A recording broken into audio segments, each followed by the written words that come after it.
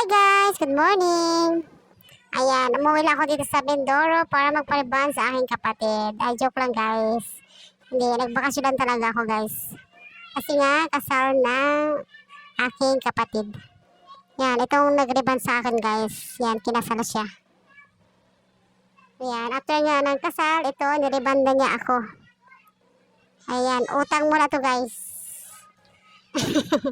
Ayan, itong aking mabait na kapatid. Siya yung nag-rebound sa akin. Di ba guys, unang set pa lang yan guys ng gamot. Pero tingnan nyo naman guys, napakaganda ng aking hair. Aray, masakit. Tinudubagay naman lang guys ng suklay. Ay, napaka-sensitive pa naman ng scalp ko pagdating sa pagsusuklay.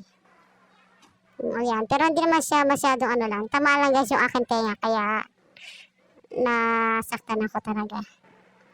Tingnan nyo guys. Wala pa yung number 2 na gamot. Pero napakaganda ng hair ko.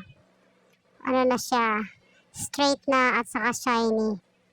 Hindi na siya matigas suklayin. Lalagyan na siya to ng number 2 na gamot. Sinusuklayin na lang niya ng maayos guys. Ito na guys. Sayang nga lang guys kasi gusto ko may kulay yung buko. Kaya hindi nga daw siya nakabili. Ay late na. Kaya hindi na aabot. Dahil babalik na rin ako sa Maynila. So doon na lang ako magkukulay. Ito na nga guys, nilagyan na niya ng pangalawang gamot. Ayan. Hirap talaga magpaganda guys. Ayan na guys, ang final look ng aking hair. Tapos na tong banlawan, na-blower na rin siya at na-plancha. Ang ganda guys, diba?